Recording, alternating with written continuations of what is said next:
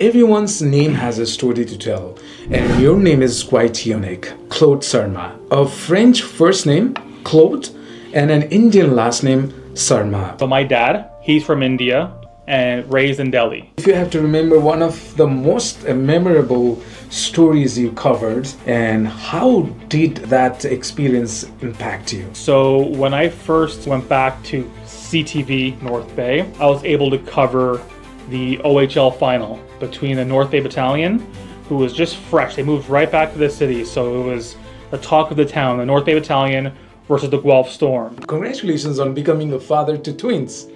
Thank you very much. Yes, it's been one heck of a ride. So many things to learn, challenges, but we've been trying for years to have kids. And they finally came in July of last year of 2024. And today, believe it or not, today they are 6 months old.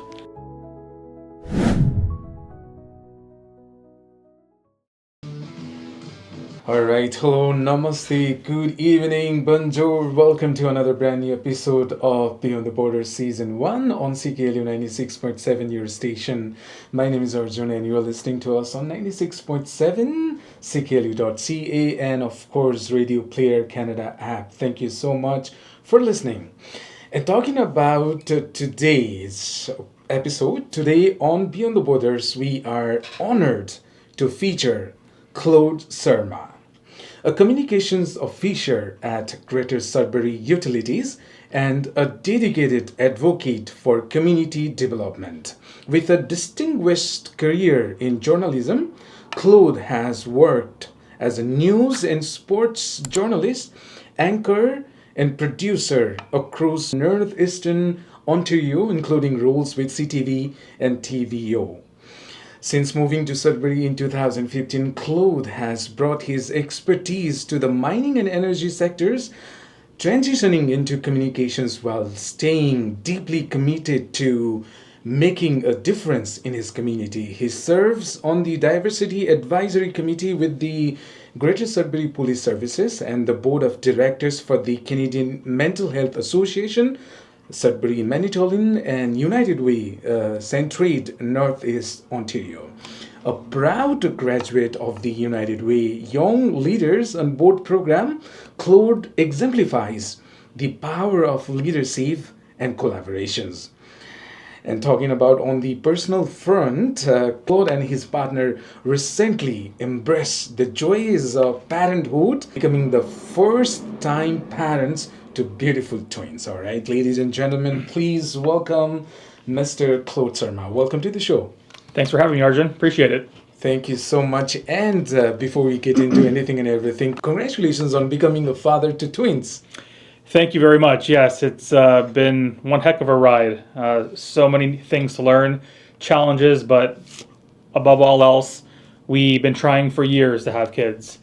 And they finally came in July of last year of 2024. And today, believe it or not, today they are 6 months old. Wow. So today we did a little bit of a celebration. They've hit some milestones, and they were born almost 2 months early.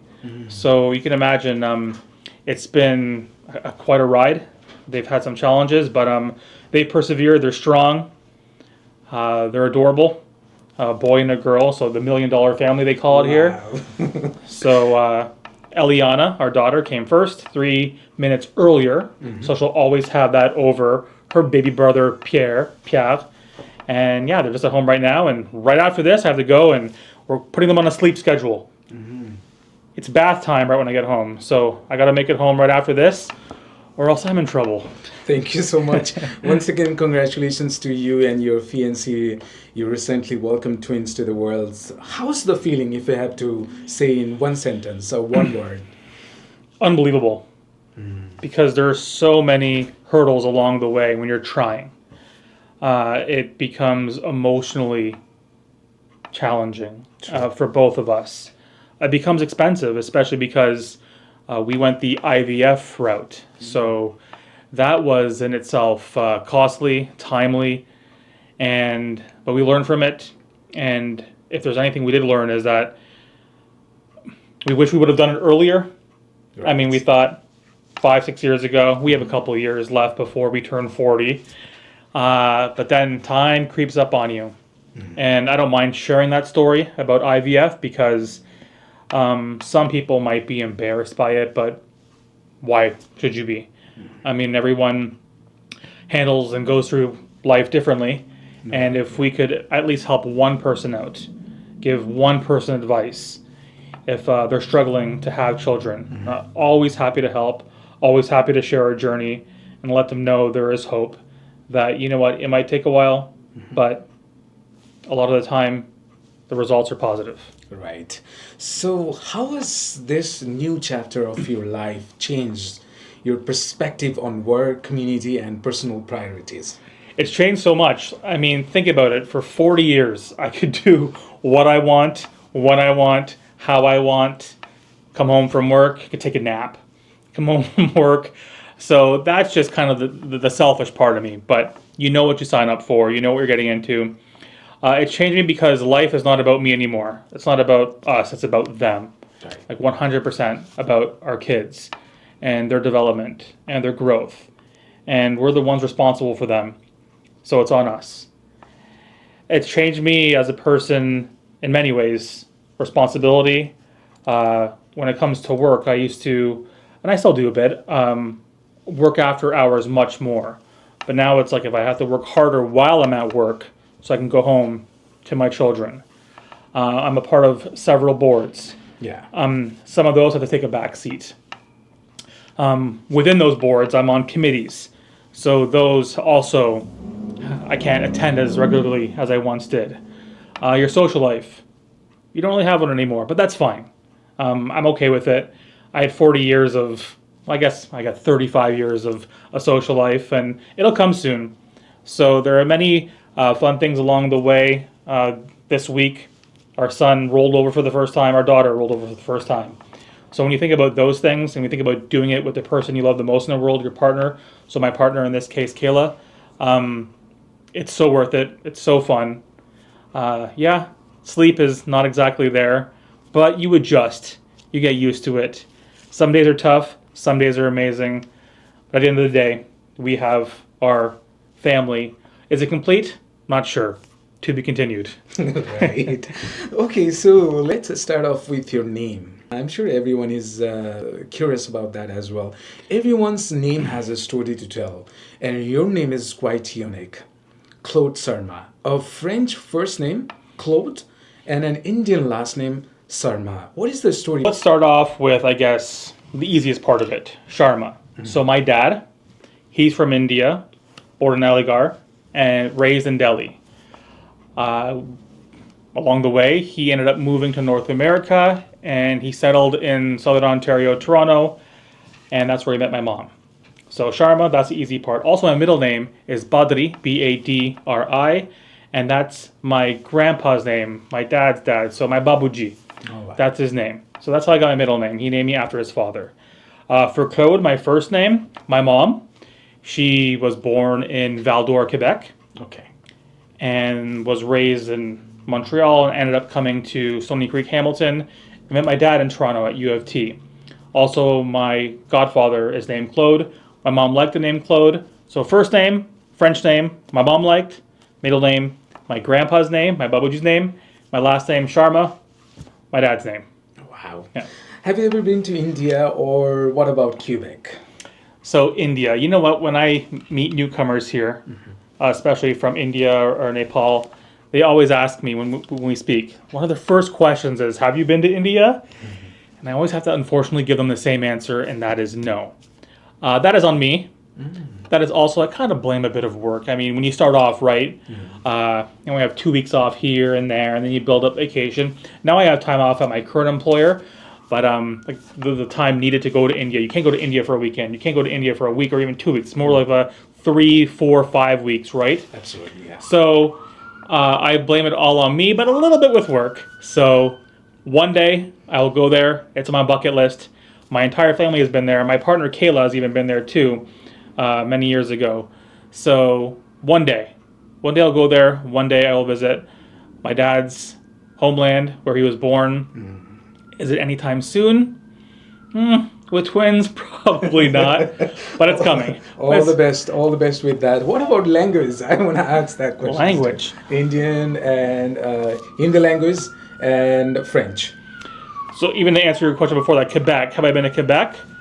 Many times. Like pretty much all of my summers, from when I was a toddler to up to a teenager, we'd always go to Montreal and Lac-Mégantic to visit my aunts, my uncles, my Clément, my cousins, other extended family for reunions, for celebrations, parties, birthdays, you name it. I've been to Quebec quite a bit. Language. Here we go again. So I don't know any Indian languages. My dad knows several, with his mother tongue being Hindi and French. So believe it or not, my mom, French teacher, born in Quebec, taught French her whole life. I went to French school just for kindergarten, and then French immersion for elementary school. So am I fluent in French? No. But will I be? One day. It's kind of like a bucket list thing. So I was going to Collège Boréal here with my partner for, it's kind of about 9 semesters or so. So I did the first 2, and then COVID hit. And then once COVID hit, I was like, I want to be in class to learn French. I don't want to learn it virtually. And then over time, I was like, I still miss the whole school aspect. So French down the line, because we plan to enroll our twins in French school. But in the meantime, I ended up taking organization management at Cambrian College. Not French, but more having to do with my line of work. So do I know any other language than English? Unfortunately not. But one day I will. I promise you I will one day. Okay, all right. So now you live here in Sudbury, but Sudbury isn't where you were born. What brought you to Sudbury in 2015, and how has living here influenced your career and community involvement?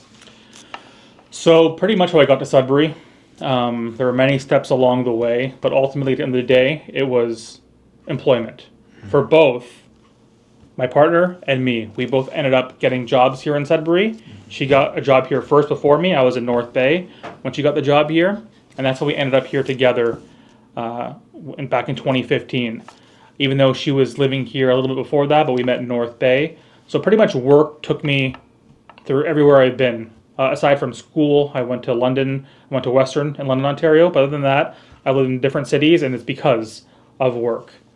So when I was before a journalist, I wasn't really too involved in the community, but I did a lot of interviews throughout the community. So then that's what kind of got me interested, saying, okay, I'm doing an interview with this group, I'm doing an interview with this school, I'm doing an interview over here. I'm like, I'd be very interested in learning more about this outside of work and becoming more involved in the community. I didn't do so, really, when I was a journalist. But then once I left journalism, that's when I got heavily involved in the community, especially right here in Sudbury. Okay, so you moved to Northern Ontario to pursue your passion for journalism, as you mentioned. What is your journey as a journalist? And you have worked as a journalist, anchor, and producer with CTV and TVO as well. Yeah, so this kind of dates back to when I was a little kid. When you're a little kid, you dream of becoming something outrageous. For me, it was a wrestler. I wanted to be a WWF, back then, now WWE, superstar. That's what I always wanted to be. Along the way, I wanted to be a school teacher. I wanted to be a dentist, an optometrist, you name it, right? But always I wanted to be a sports anchor, a sports reporter, a news reporter. And that's because my parents always watched the news growing up, especially my dad. Whenever he'd come home from work, 100% of his TV viewing habits, always the news. Still to this day, now that he's retired, 98% of his viewing habits, news. Whether it's Canadian news, whether it's Fox News, whether it's news from his homeland in India, and then the other, 2% to just be kind of casual viewing with whatever my mom is watching. So I was hooked from a young age. Many big events along the way inspired me to be a journalist. Some of them being the O.J. Simpson trial, the chase. That was kind of one thing that really hooked me in. I know these are kind of bad events, but the Oklahoma City bombing was another one. Recently, we've been seeing on Netflix, I know this sounds a bit weird, but the Menendez brothers, kind of all around that time I was hooked. And those are the stories that captivated me. captivated me. Not Canadian stories, but we were heavily influenced from American news. So I always wanted to get into that field. And then I went to Western University for 1 year to take journalism. Then I left there. The program wasn't really fitting what I wanted, so I moved closer to home. In Hamilton, I went to Mohawk College there for 3 years for broadcast journalism. And then when I was there, I got to intern. And then I got my first job in journalism at CHCH. It's Hamilton's biggest station, Hamilton's biggest news station. So I was there covering a parental leave for about 9 months. And then it was time for me to go into the field and try to get my job where I'm in front of the camera. I was behind the scenes and I was applying to big stations like TSN, Sportsnet. I was just this green kid out of college and university thinking that, yeah, they'll hire me, but little did I know it's not how it works. And back then, too, believe it or not, I was giving out demo reels of VHS tapes. I wasn't sending them links on YouTube saying, take a look at my work. These were VHS tapes I was sending to newsrooms, to news directors. So there was a little bit of a lull, about a year where I wasn't working at all in journalism. So I was a server at Boston Pizza, and I was volunteering at Rogers in Brantford. Brantford is the hometown of Wayne Gretzky. And I was volunteering there for a little bit, building up my demo reel. And I kept applying to places, just simply wasn't getting it. So I applied in Northern Ontario now. I'm like, okay, I'm going to reach out beyond my area, beyond Toronto, north of it. So I got an interview with Cogeco North Bay News. It's still going on. This is back in 2008. So that's, 17 years ago, was it? Yeah, 17 years ago. And it's a news station in North Bay, runs news 5 days a week, other shows. And that's where I got my real start, was at Cogeco North Bay News in North Bay, where I was a producer, I did administrative work, I even got to do bingo. You press the button when the bingo ball shows up and it goes away. I got to do a lot of hockey, some anchoring, some elections. And that was what kind of helped build my foundation in journalism. And once I was in North Bay, I applied to CTV. So there's CTV Northern Ontario. They have 4 different hubs. So I applied at CTV in Timmins. So that's where I got my first crack at CTV, was in Timmins. And that was back in 2012. And you think it's cold outside right now? Timmins, this is kind of tropical to what it's like in Timmins. And I was there for about a year and a half. And then I moved within the system. So from CTV Timmins, I went back to North Bay, but now CTV North Bay. And I was there for about a year and a half, 2 years. And then I made my way to CTV Sudbury, which is the main hub of CTV in Northern Ontario. And that's where I became a sports weekend anchor and a sports reporter during the week. And sports was eventually cut. So then I was more focused on news, and I was at CTV Sudbury for about 2.5, 3 years. And then I thought it was time to move on, so then I went to TVO. I stayed here, so when I was at TVO, TV Ontario, certain reporters had responsibilities for different parts of the province, and my chunk of the province was Northeastern Ontario. So I got to cover stories, not just in Sudbury, but all over Northeastern Ontario. And I was at TVO for about a year and a half, and then it was time for a change, not within my field, but outside of my field. So what many journalists do is when they move on from journalism, is they go into public relations or communications or marketing or a hybrid of the 3. So that's when I left and I went to communications and public relations back in 2020. Before that, if you have to remember one of the most memorable stories you covered, and how did that experience impact you? Wow, so I covered many stories, sports and news.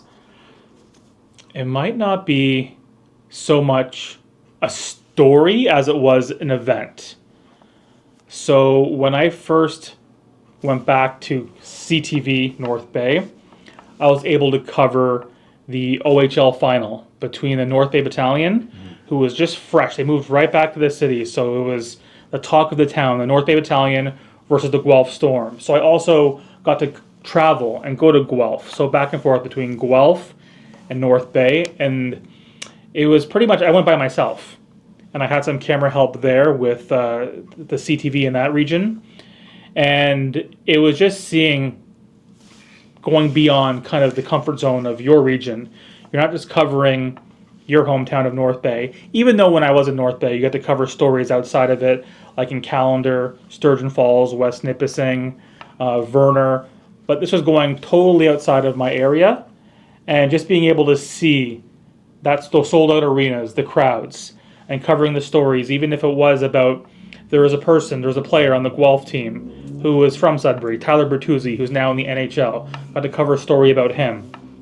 So I think it was that whole experience was probably my favorite stories event to cover. Also, too, when the Sudbury Wolves, coming closer to home, when they were bought by Dario Zulich. It was the new era here in Sudbury. And we got to go live a lot. So at the time, I went live with my other sports co-anchor, Isaac Cohen, just in front of the arena. And it was all the environment, all kind of the hoopla around it, having people just watching you report live on the air. So those are two of probably my most memorable moments, with North Bay, going to Guelph being my favorite one.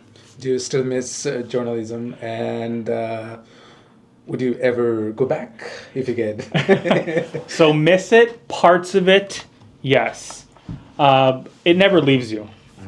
You can't shake it. I'm still an avid news watcher, an avid news consumer, and that is news from all over the world, whether it's left, whether it's right, whether it's in the center. I appreciate all news, kind of trying to hear all perspectives. It never leaves you. There are some aspects I miss. Mentioned going live for sports.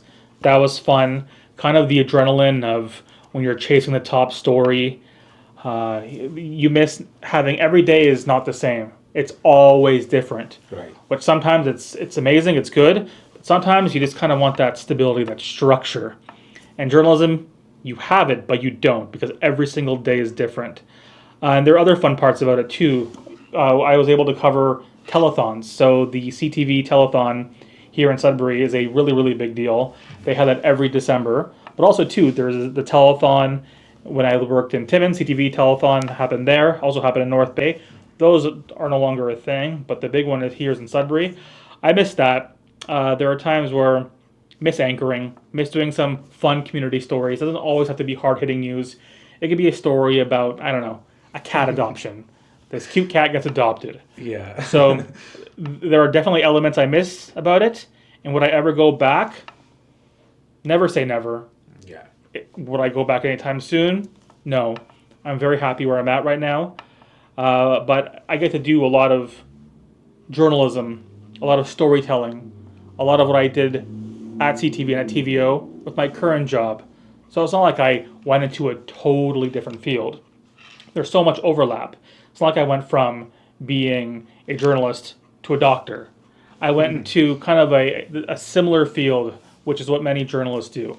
I've seen you hosting, emceeing some of the events in Sudbury. Like I have seen you hosting Canada Day, Multicultural Gala Night. I was one of the attendees in that corporate events as well. How come you host these events, and then how did you manage everything at the same time? Well, hosting these events, I find it flattering when someone asks me to host, because it's not like they just pick some random person off the street and say, hey, want to host? Like, they come up to me and they ask, and I'm always thankful for that. And I find it fun. You're in front of a crowd. It kind of brings me back to when I said being live on TV. You have a whole audience there. You're speaking about the event, first and foremost, the message of the event. You try to make it a fun night. I mean, who wants to go to an event where the MC or the host is stuffy, where the host is boring, says the same jokes? Right. No, you want something a bit fresh, fun, because you're there to eat, you're there to be entertained. You're there to, a lot of people spend their hard-earned money to go there. So why not make it fun? Why not make it about them? Why not involve everybody? So it's something that I started doing a lot more in the past couple of years, and I love it. Mm-hmm. So I was thrilled to do Canada Day last year. Mm-hmm. I mean, you were there, you said, right? You saw how many people were there from all different parts of the world, all the food, all the celebration. It was just a day to celebrate Canada, a day to celebrate Sudbury. It's newcomers. So yeah, those days can be a bit long, and yeah, it's kind of it changes on the go. Like you think you have a set script, you think you have this all lined up. You know, you're in radio. Something can happen right now. Someone can call in. Someone can walk in this room right here. Right. And that's kind of a bit of the thrill of it too, is not knowing what comes next. Right. So being able to host all these events, it's flattering, it's fun, and I absolutely love doing it. Of course.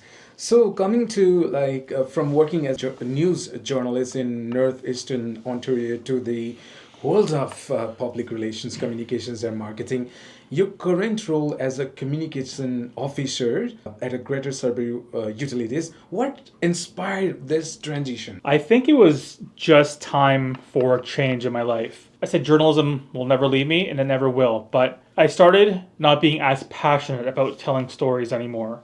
I found that maybe somebody else can do it and do it better than me. Bring in the next person. And I know that starting a family was coming up soon. Not that you can't start a family with journalism, I'm not saying that, but remember I said every day is different in journalism. The hour sometimes, it could be like 8 to 4, 9 to 5, then 12 to 8. So the appeal of a more structured schedule, more work-life balance, that was one appealing factor.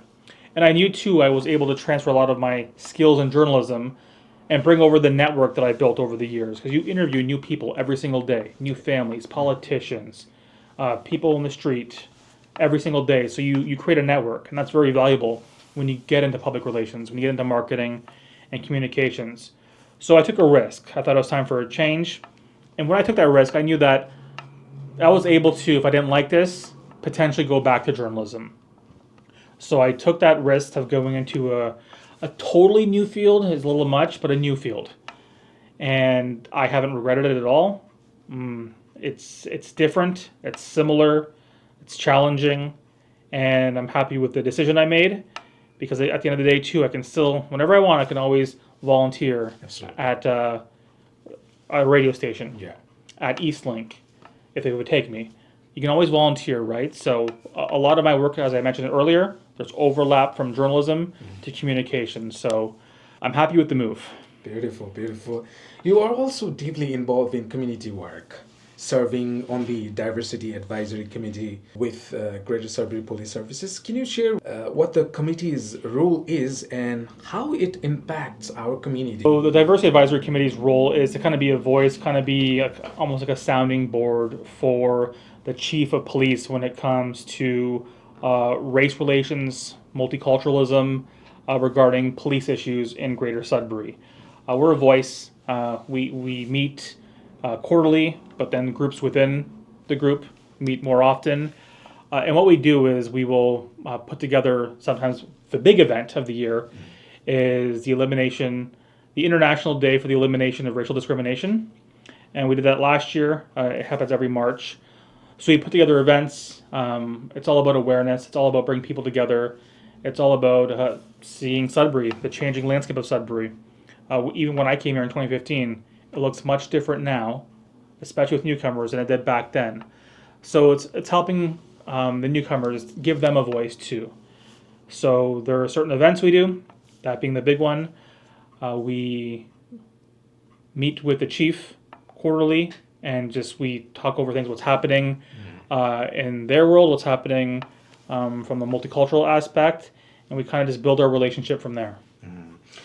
You're also one of the board of directors for CMHA Sudbury Manitoulin. What are some key initiatives you are passionate about, and why is mental health awareness so important to you? So one right now, I'm not participating in it, but I donated to it, to our great executive director, Patty McDonald.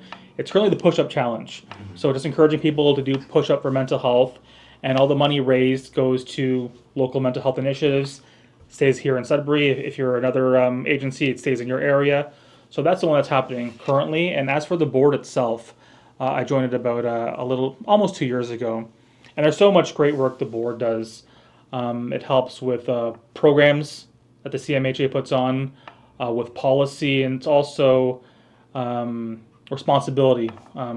We are a board of responsibility, and It's a board too that has people from all different kind of areas. We have lawyers, we have communications, people in mining, we have people in the health sector. So it's a strong board, and it's a board that I joined because maybe we can get this later. I joined it through the United Way. Yeah. So maybe we can get to that in a bit. But that was the board I picked. That's the board I wanted to be a part of. Mental health. It's a part of. If it's not a part of your life, it's a part of someone you know's life. It affects everybody in many different ways. And just going back to when I was in elementary school, even when I was in high school, mental health wasn't even a thing really. It was, but it was never really talked about. It was never really mentioned. And I could just only imagine how much helpful that would be to students in my class and to my high school if like mental health was more known. It had a big stigma attached to it then, still does now. Back then, if someone had a mental health issues, they were just called crazy or weird or they're different, right? So always hearing that, and it's something I didn't understand. It wasn't really in my family, but there are big events that happen in my life that you get. You feel a little depressed. You feel depressed. You see someone in your life depressed. Get anxiety. So, and then along the way too, when I was in journalism, I was covering these stories with people who were dealing with mental health issues, those who were persevering. So journalism really kind of helped me steer towards that because I was hearing stories from their mouths, hearing about their experiences. And of all the boards that I was given a list to pick from, I picked that one. Luckily, I landed with the CMHA. So I know people who are affected by mental health. I was a bit. People are going through much more than what I have gone through. So I can't say it affected me directly and for a long time, but it's the people around me who it affected that I saw that really made me steer towards this board. All right. You have been board member at the United Way Young Leaders. What do you want to say about this? Yeah, so kind of the young leaders on board. So it's put on by the United Way here in Sudbury, Northeast Ontario. And what they do is they have a program where they reach out to everybody between 21 and 39. And they ask, are you interested in learning about boards, learning about governance, policy? And if you are, we have a program for you where you can join it. You have to obviously be selected. It's not like you submit your resume and you get in. So you have to be selected. And once you join the Young Leaders on Board, kind of two things happen. They pair you with another board. So when I was on it, they paired me with CMHA, which is how I eventually got onto the CMHA board. All right. So when I was paired with that board, I had to apply for it afterwards. And the Young Leaders on Board, so once a month or twice a month, you go with the board you're assigned to. But the United Way, they teach you different aspects of the board, whether it's governance, policy, community relations. So once a month, you learn about different aspects of different boards. You come together and you talk about your board, somebody else's board, their experiences, what type of board are they on.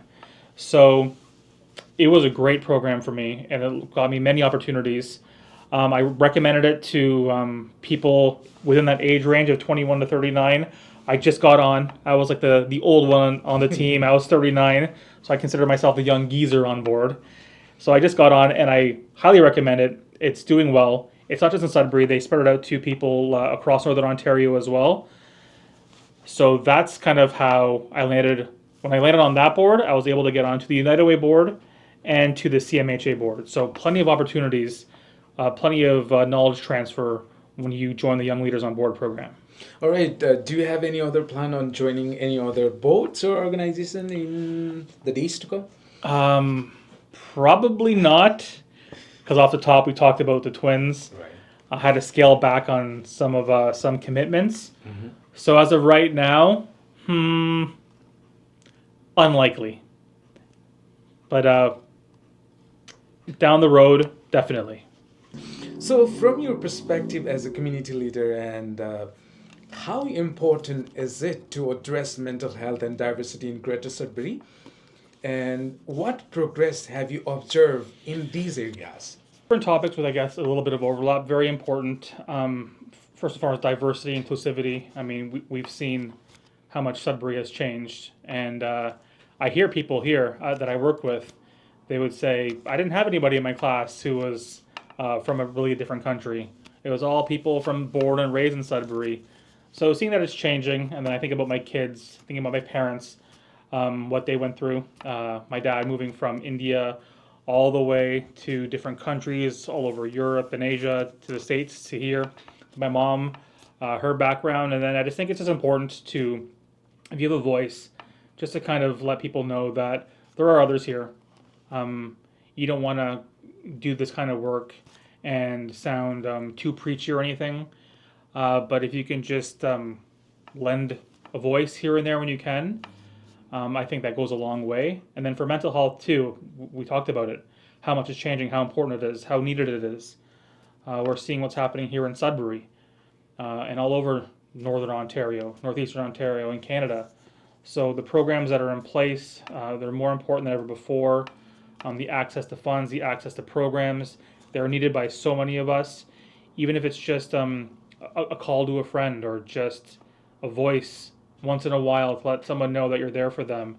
Both are more important than they've ever been, and I think that's just kind of the trajectory. It's going to keep growing and growing each year, the importance of mental health and diversity and inclusion. All right, what's the one piece of advice you would give to someone wanting to switch careers like you did from journalism to communication? That's a big question. So what advice would I have? I think the advice I would have is, because I would give myself this advice, a younger version of me, is take risks, calculated risks. Like, I'm not saying go and jump off a balcony or do something foolish, but take risks in life, because a lot of the times I was too scared to move out of my comfort zone. I was too scared to move from this city to the next city. But how much you learn, how much you grow, how much you develop, new relationships, your network professionally. Yeah, it's brutal being away from home, being away from friends and family, especially family. But you grow as a person. If I didn't travel, I would not have met my fiance right now. So take those risks, and also too, when you take those risks, seek mentorship. Don't be afraid to ask somebody who might be in your field or somebody you respect for a little bit of help. Just give them a call. Say, do you have about 5-10 minutes? What can I do? What do you suggest I do? They can give you some really, really good advice. They can point you in the right direction. They may be that one person who gets your foot in the door. They may be that one person that changes everything with how you work, with how you interact with your community. So I'd say take a bit more risk and reach out to mentors. All right, before we leave, finally, where do you see yourself in the next 5 years, and what are your hopes for Greater Sudbury's future? Next 5 years, I'll probably be more at hockey rinks, soccer pitches with my kids. I see 5 years is all I can see in 5 years are my twins. That's all I see. Right. That's where life is going to be, and that's where 100% of our dedication is going to be towards our kids. So yeah, a lot of sports, maybe some instruments. I didn't play any growing up. Maybe they can get into, I don't know, piano, Right. guitar, who knows. And about Sudbury, just I stayed here for a reason in Sudbury. I love the community. It's kind of reminds me of back home, but with less gridlock, with less traffic. Where we live, we love it so much. So I just want to see Sudbury to continue to grow. We're seeing more people come here. We're seeing more development and more involvement. I'd love my kids to grow up here, not move around as much as I did, because I want them to stay with us as long as they can. And yeah, that's where I see myself in 5 years. That's where I see myself in 10 years. Here in Sudbury, watching my family grow. Wow. Anything before you leave? Any misses to the listeners who are listening to us right now? Anything? No, just thank you so much for having me and Thank your you. wonderful wife, Sammy. Wasn't expecting this, but it was fun. Kind of puts things into perspective. If we had this conversation last year, it'd be a totally different conversation, right? I wouldn't be talking about our kids. I wouldn't be talking about certain opportunities. So, any advice? No advice. Just wanted to say thanks again, and I appreciate it. Thank you so much for your time and for your effort, and once again, congratulations. Thank you so much.